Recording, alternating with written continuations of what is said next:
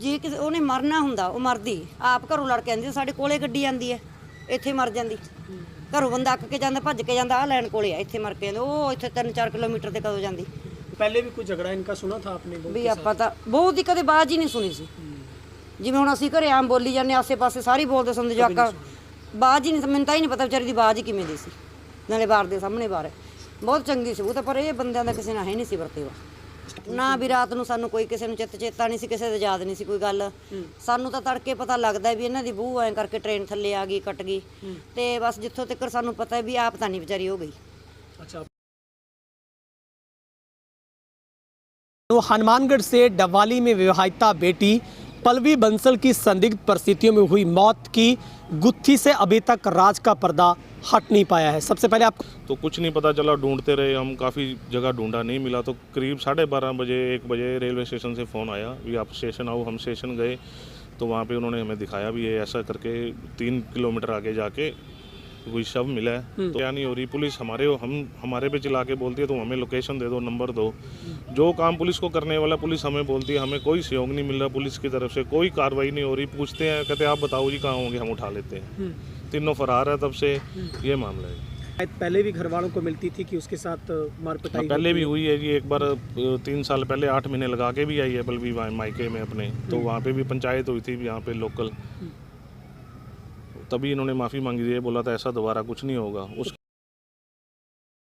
नमस्कार, तेज हरियाणा से गुरविंदर पन्नू। हनुमानगढ़ से डवाली में विवाहिता बेटी पल्लवी बंसल की संदिग्ध परिस्थितियों में हुई मौत की गुत्थी से अभी तक राज का पर्दा हट नहीं पाया है। सबसे पहले आपको तस्वीर दिखाते हैं। ये तस्वीर मंडी डवाली के श्री पीर खाना अनाज मंडी रोड डवाली की है, जहाँ पर इसी पीर खाना के बैक साइड की जो गली है जहाँ पर पल्लवी जो बंसल है वो यहाँ पर विवाहिता थी और 5 अक्टूबर वोटिंग के दिन वो घर से लापता होती है और देर रात को जो उनका शव है वो डबवाली के इसी जो कि रेलवे स्टेशन डबवाली से जब आप संगरिया की तरफ जाते हैं तो यहाँ से करीब 3 किलोमीटर की दूरी पर वड़िंगखेड़ा पंजाब इलाके में पटरी के ऊपर से उनकी जो डेड बॉडी है वो बरामद होती है। और उससे पहले जो मृतका है उसके पति की ओर से ही उनके परिजनों को इस बात की सूचना दी जाती है किस तरीके से पल्लवी घर से लापता हो गई है, क्या वो आपके घर पर आई है।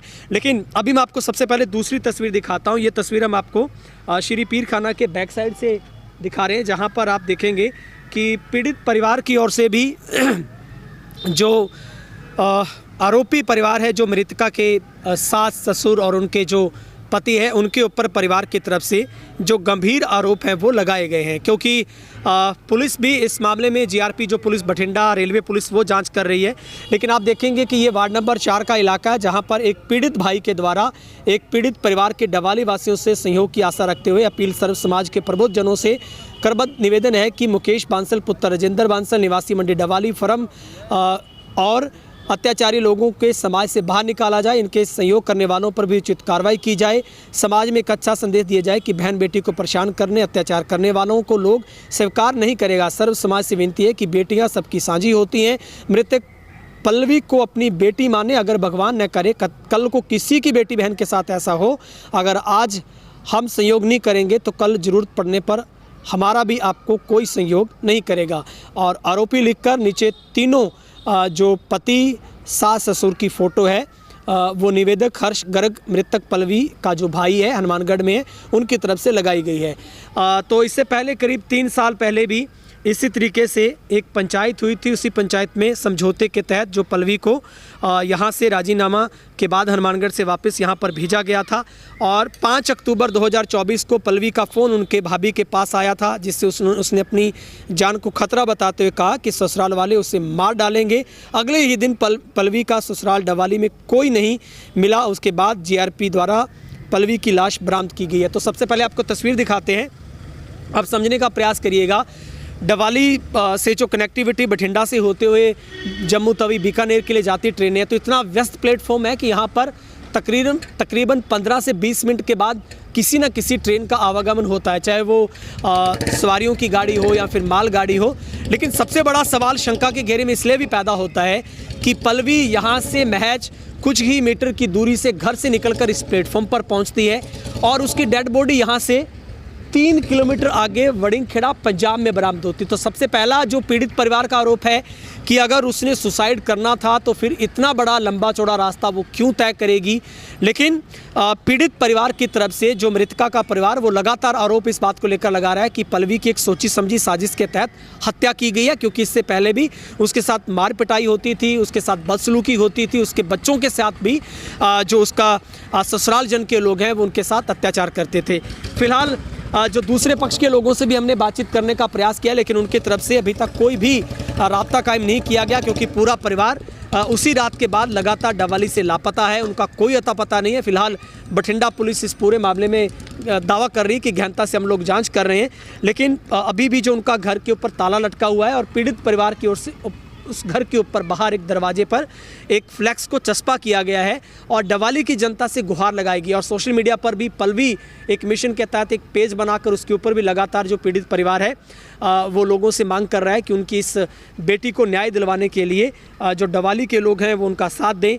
फिलहाल जो बठिंडा पुलिस जीआरपी जो रेलवे पुलिस के अधीनस्थ पूरा मामला आता है और 13 साल पहले ठीक जो पल्लवी की मुकेश बंसल से उनकी जो शादी हुई थी, शादी के बाद ही उसे मानसिक और शारीरिक रूप से प्रताड़ित किया जा रहा था। पल्लवी के जो ससुराल वाले हैं उससे मायके के पैसे लाने की मांग करते थे। पिछले कुछ महीनों से स्थिति इतनी गंभीर थी कि उसे घर से बाहर जाने तक की भी रोक लगाई गई थी। और इस खबर में सबसे पहले हम आपको जो ठीक सामने चश्मदीद रहने वाले जो पड़ोसी हैं पल्लवी के, वो महिला क्या कुछ कह रही है वो आप सुनिए। मेरा नाम बलजीत कौर है जी। बलजीत जी, क्या एपिसोड आपको कब पता लगा? रात को कभी मुलाकात हुई? ਨਾ ਵੀ ਰਾਤ ਨੂੰ ਸਾਨੂੰ ਕੋਈ ਕਿਸੇ ਨੂੰ ਚੇਤਾ ਨਹੀਂ ਸੀ, ਕਿਸੇ ਦੇ ਯਾਦ ਨਹੀਂ ਸੀ ਕੋਈ ਗੱਲ। ਸਾਨੂੰ ਤਾਂ ਤੜਕੇ ਪਤਾ ਲੱਗਦਾ ਵੀ ਇਹਨਾਂ ਦੀ ਬਹੂ ਐਂ ਕਰਕੇ ਟ੍ਰੇਨ ਥੱਲੇ ਆ ਗਈ, ਕੱਟ ਗਈ। ਤੇ ਬਸ ਜਿੱਥੋਂ ਤੱਕ ਸਾਨੂੰ ਪਤਾ ਵੀ ਆਪ ਤਾਂ ਨਹੀਂ ਵਿਚਾਰੀ ਹੋ ਗਈ।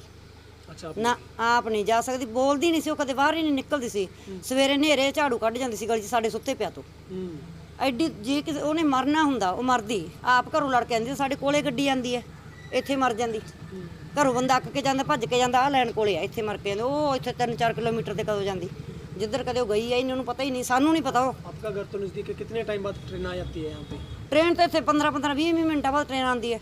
उनकी डेड बॉडी तो 1.5-2 किलोमीटर आगे मिली है। 3 किलोमीटर सानू 20 साल हो गए इतने रहंदे, सानू नहीं पता वो इलाका किहड़ा है।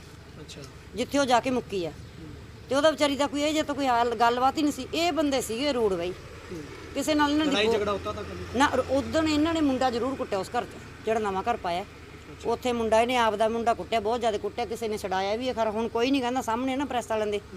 ਤੇ ਕੁੱਟਿਆ ਕਿਸੇ ਨੇ, ਛਡਾਇਆ ਵੀ ਬਹੁਤ ਕੁੱਟਿਆ। ਉਹਦੀਆਂ ਚੀਕਾ ਚੂਕਾ ਜ਼ਰੂਰ ਸੁਣਦੀਆਂ ਜਵਾਕ ਦੀਆਂ। ਕਿਹੜੀ ਗੱਲੋਂ ਕੁੱਟਿਆ ਉਹ ਆਪਾਂ ਨੂੰ ਨਹੀਂ ਪਤਾ। 5 अक्टूबर के बाद आज लगभग 1 ਮਹੀਨਾ ਹੋ ਗਿਆ। तो क्या लगता है कोई न्याय की मांग इन लोगों ने? ਵੀ ਮੈਨੂੰ ਜਦੋਂ ਮਹੀਨਾ ਹੋ ਗਿਆ, ਮਹੀਨੇ 'ਚ ਕੋਈ ਨਿਆਂ ਨਹੀਂ ਮਿਲਿਆ। ਵਿਚਾਰੇ ਪੇਕੇ ਵਾਲੇ ਫਿਰਦੇ ਆ ਕਲਪਦੇ, ਜਿਨ੍ਹਾਂ ਦੀ ਧੀ ਮੁੱਕ ਗਈ। ਇੱਕ ਗੱਲ ਤੋਂ ਬਈ ਜਮਾਂ ਜੱਜ ਹੁੰਦਾ ਵੀ ਇਹਨਾਂ ਨੇ ਕੀਤਾ ਹੈ, ਉਹ ਗੱਲ ਦਾ ਕਿਉਂ। ਜਦੋਂ ਇਹਨਾਂ ਦੇ ਰਾਤ ਨੂੰ 2 ਵਜੇ ਗੇਟ ਖੜਕਿਆ ਨਾ, ਮੈਂ 2 ਵਜੇ ਬਾਹਰ ਆਈ। ਅਸੀਂ ਇੱਥੇ ਸੁਣਨੇ ਹੈਗੇ। ਮੈਂ 2 ਵਜੇ ਬਾਹਰ ਆ ਕੇ ਦੇਖਿਆ ਤੇ ਇਹਨਾਂ ਦਾ ਗੇਟ ਖੁੱਲ੍ਹਾ, ਕੋਈ ਬੰਦਾ ਇਹਨਾਂ ਨੂੰ ਲੈਣ ਆਇਆ। ਤੇ ਜਦੋਂ ਮੈਂ ਗੇਟ ਦੀ ਬਿਰਲ ਵਿੱਚ ਦੇਖਿਆ, ਫਿਰ ਮੈਂ ਗੇਟ ਖੋਲ੍ਹ ਲਿਆ। ਮੈਂ ਚੱਲ ਕੋਈ ਉੱਪਰਾਂ ਨਹੀਂ, ਇਹੀ ਸਾਹਮਣੇ ਵਾਲੀ ਹੈ। ਮੈਂ ਗੇਟ ਖੋਲ੍ਹ ਕੇ ਦੇਖ ਗਈ, ਬੁੜਾ ਬੁੜੀ ਘਬਰਾਏ ਹੋਏ ਸੀਗੇ। ਤੇ ਉਹ ਸਕੂਟਰੀ ਤੇ ਜਿਹੜਾ ਤਾਂ ਉਹ ਅੰਕਲ ਸੀਗੇ, ਉਹਨੇ ਆਪ ਦੀ ਸਕੂਟਰੀ ਤੇ ਨਾਲ ਪੋਤਾ ਬਿਠਾਇਆ। ਜਿਹੜੀ ਆਪ ਸੀਗੀ ਆਂਟੀ ਸੀਗੀ, ਉਹ ਜਿਹੜਾ ਬੰਦਾ ਲੈਣ ਆਇਆ ਸੀ ਉਹਦੀ ਸਕੂਟਰੀ ਤੇ ਬੈਠੀ ਘਬਰਾਇਆ। ਪਹਿਲਾਂ ਮੈਂ ਪੁੱਛਣ ਲੱਗੀ ਵੀ ਕਿਵੇਂ ਕੀ ਭੈਣ ਜੀ ਕੋਈ ਗੱਲ ਹੈ ਵੀ ਸੁੱਖ ਨਾਲ ਚੱਲਿਓ। ਮੈਂ ਕਿਹਾ ਚੱਲ ਟ੍ਰੇਨ ਟਰੂਨ ਨੂੰ ਇਸ ਵੇਲੇ ਜਾਂਦੇ ਲੋਕ ਰਾਤ ਨੂੰ, ਟ੍ਰੇਨ ਨੂੰ ਗਈ ਹੋਊਗੀ। ਤੇ ਫਿਰ ਅਸੀਂ ਮੈਂ ਚੁੱਪ ਕਰਕੇ ਜਦੋਂ ਉਹ ਟੱਪ ਕੇ ਸਕੂਟਰੀ ਲੈ ਕੇ ਤੁਰ ਗਏ, ਮੈਂ ਫੇਰ ਅੰਦਰ ਗਈ। पहले भी कोई झगड़ा इनका सुना था आपने? ਵੀ ਆਪਾਂ ਤਾਂ ਬਹੁਤ ਹੀ ਕਦੇ ਬਾਜ਼ ਹੀ ਨਹੀਂ ਸੁਣੀ ਸੀ। ਜਿਵੇਂ ਹੁਣ ਅਸੀਂ ਘਰੇ ਆਮ ਬੋਲੀ ਜਾਂਦੇ, ਆਸੇ ਪਾਸੇ ਸਾਰੀ ਬੋਲਦੇ ਸੁਣਦੇ, ਜਵਾਕਾਂ ਬਾਜ਼ ਹੀ ਨਹੀਂ। ਮੈਨੂੰ ਤਾਂ ਹੀ ਨਹੀਂ ਪਤਾ ਵਿਚਾਰੀ ਦੀ ਬਾਜ਼ ਹੀ ਕਿਵੇਂ ਦੀ ਸੀ। ਨਾਲੇ ਬਾਰ ਦੇ ਸਾਹਮਣੇ ਬਾਰ ਬਹੁਤ ਚੰਗੀ ਸੀ ਉਹ ਤਾਂ, ਪਰ ਇਹ ਬੰਦਿਆਂ ਦਾ ਕਿਸੇ ਨਾਲ ਹੈ ਨਹੀਂ ਸੀ ਵਰਤੇਵਾ। उसके बाद नहीं आए अब तक घर? ना, देखा नहीं कभी गली वालों ने? उदों दे टप्पे तो मुड़ के नहीं, इन्होंने किसी ने हवा नहीं देखी इन्हों दी। इस महिला को सुना आपने। जो पीड़ित जो परिवार तो जहाँ पर मांग कर ही रहा है, वहीं पर पड़ोसी भी इस बात को लेकर ये मांग उठा रहे हैं कि इस राज से पर्दा उठना चाहिए। और ये एक बड़ा मसला है जो कि 5 अक्टूबर के बाद करीबन 20 दिन से भी ज़्यादा का वक्त बीतने के बावजूद भी अभी तक पल्लवी की जो मौत जिन परिस्थितियों में हुई है उससे पर्दा नहीं उठ पाया है। और लगातार हनुमानगढ़ में भी परिवार की तरफ से मांग उठाई जा रही है। जो पीहर था पल्लवी का, और ससुराल में भी उनके जो दूसरे जो उनके नाती जो लोग हैं, पारिवारिक जो लोग हैं, रिश्तेदार, वो भी इस बात को लेकर लगातार मांग उठा रहे हैं। पुलिस से बार बार कांटेक्ट किया जा रहा है, लेकिन अभी तक भी कोई इस घटना में पुलिस तहकीकात नहीं कर पाई है। फिलहाल सबसे बड़ा परिजनों का सवाल ये है, आरोप कि घर पर सीसीटीवी कैमरे लगे थे, वो कैमरे की डीवीआर वहाँ से गायब है, क्योंकि जाते वक्त पूरे जो आरोपी परिवार वो उनको साथ ले गया। फिलहाल पुलिस इस मामले में जांच करने की बात कह रही है। पीड़ित परिवार क्या कुछ कह रहा है वो भी आपको सुनवाते हैं। भाई साहब, क्या आपका नाम है और क्या पूरा मामला है, क्या आपने देखा था मौके पर से? मेरा नाम सुशांत मित्तल और पल्लवी मेरे मामा जी की लड़की थी। हम डबली से ही हैं। और करीब 9 सवा 9 बजे के मुकेश का फ़ोन आया मुझे भी, पल्लवी तुम्हारे इधर तो नहीं आई। मैं कहा ऐसा क्या हो गया? मैं घर से पता करके बताता हूँ। मैं बाहर था घर से, तो मैंने पता करके बताया, नहीं आई। तो हमें लगा भी कुछ गड़बड़ है। हमने गए, वो रेलवे स्टेशन पे था मुकेश, हम ढूंढने लगे पल्लवी को। मैं रेलवे स्टेशन पे पूरा हुलिया लिखवा के आया पल्लवी का भी, ऐसे ऐसे कपड़े पहने हुए हैं और कोई आसपास के आप अपने सर्कल में मैसेज सर्कुलेट कर दो, किसी स्टेशन में हो, इधर उधर चला जाता कई यार। तो कुछ नहीं पता चला, ढूंढते रहे हम, काफ़ी जगह ढूंढा, नहीं मिला। तो करीब 12:30 बजे 1 बजे रेलवे स्टेशन से फ़ोन आया भी आप स्टेशन आओ। हम स्टेशन गए तो वहाँ पे उन्होंने हमें दिखाया भी ये ऐसा करके 3 किलोमीटर आगे जाके कोई शव मिला है। तो वही कपड़े पहने हुए फ़ोटो दिखाई। हमने जाके वहाँ पे देखा तो उसके बाद वहाँ पे आई जीआरपी पुलिस। पहले कोई लोकली 2 रेलवे स्टेशन के बंदे थे, जीआरपी पुलिस आई, एम्बुलेंस आई, हमें बॉडी नहीं टच करने दी। वो कहते हम लेके जाएंगे, ठीक है। साथ में गया मुकेश। हमने तभी भी जब जीआरपी बठिंडा के लोग वहाँ पे पुलिस वाले मुलाजम आए थे, उनको बोला था भी इनके घर पे जाओ, इनके घर पे बच्चे हैं, बच्चों को भी सुरक्षा नहीं होगी। इन्होंने, हमें जो डाउट है यही है भी मार के फेंके होगी। यहाँ से 3 किलोमीटर दूर पैदल जाने में आदमी को 1 से 1.5 घंटा लगता है, और उस दिन 1 से 1.5 घंटे के अंदर कम से कम 5 से 6 ट्रेनें यहाँ से गुजरी हैं। तो वहाँ पे कैसे पहुँचे? वहाँ पे कोई जाने का रास्ता ही नहीं है, पैदल जाने का रास्ता नहीं है। कार में जब हम गए थे तो वो रास्ता ना जाने लायक नहीं था, बहुत मुश्किल से पहुंचे थे हम भी वहाँ पे। और बॉडी जो पड़ी थी पटरी के बिल्कुल बीचों बीच पड़ी थी, और बॉडी का एक पैर नहीं था यहाँ से गिट्टे के नीचे से, ये थी। तो जीआरपी पुलिस आई, तो पुलिस ने वहाँ पे हमें कोई न्याय नहीं दिया। और उसके बाद भी एफआईआर भी की, एफआईआर भी 2 दिन लेट हुई। उसके बाद हमने, जब पुलिस से हम पूछते हैं अभी क्या कार्रवाई हो रही है क्या नहीं हो रही, पुलिस हमारे पे चिल्ला के बोलती है तुम हमें लोकेशन दे दो, नंबर दो। जो काम पुलिस को करने वाला पुलिस हमें बोलती है, हमें कोई सहयोग नहीं मिल रहा पुलिस की तरफ से, कोई कार्रवाई नहीं हो रही। पूछते हैं, कहते आप बताओ जी कहाँ होंगे, हम उठा लेते हैं। तीनों फरार है तब से, ये मामला है। तो क्या डीवीआर भी घर पर, कैमरे वगैरह आपने चेक किए? वो घर पे लॉक लगा हुआ है जी, और हमें आस पड़ोस से सुनने को मिला भी इनका घर जिस दिन ये हुआ है, कांड हुआ है, उसके 1 दिन 2 दिन बाद। और सबसे शर्म की बात है उन लोगों के लिए जो इनका साथ दे रहे हैं, अपने खुद को समाज सेवी कहने वाले, डबली के बहुत बड़े उद्योगपति, खुद को समाज सेवी कहने वाले कुछ लोग इनके घर आते हैं, इनके जमाई के साथ गंगानगर वाले के पास उनका घर खुलवाते हैं और कुछ सामान निकलवाते हैं। चलो ये वो हमने उनसे बात भी बोले, ये कोई आरोप नहीं है, मैं हम आरोप नहीं लगा रहे, लेकिन एक शर्म की बात है जो इनका भी साथ दे रहे हैं। मगर तो घर से निकला है, पुलिस को भी ये बात बताई, उस पर भी कोई एक्शन नहीं हुआ। इनके वहाँ पे फ्लोर मिल रहा है पास में ही, घर से 100 मीटर पे ही, वहाँ से भी कैमरे भी नहीं है, डीवीआर पता नहीं अंदर नहीं है। फैक्ट्री भी खुली है, एक दिन व्यापार भी हुआ है वहाँ पे। तो पुलिस को ये सब बातें बताई भी ये हो रहा है, ऐसे हो रहा है, पुलिस कोई कार्रवाई नहीं कर रही है। हम बोलते हैं तो वहाँ हो सकते हैं, हमें बोलते हैं तुम बताओ कहाँ हो सकते हैं, हम उठा लेते हैं। तो अब ये काम पुलिस का है पता करने का, कहाँ हो सकते हैं। जब आप कह रहे हैं ट्रैक पर आपको डेड बॉडी मिली, तो मुकेश भी साथ था उसकी जो पति? उस टाइम मुकेश, उनका क्या रिएक्शन था? उसका कोई रिएक्शन नहीं था, कोई उसके आंख में एक आंसू नहीं था उस वक्त भी। कोई आए, तब पुलिस वाले आ गए थे, फिर लड़की के पिताजी भी हमारे साथ थे, मामा जी मेरे, हम उनको संभाल रहे थे। पुलिस आई थी तो डेड बॉडी को उसमें ले गए एम्बुलेंस में, बठिंडा मुकेश साथ गया और एक हमारा बंदा गया।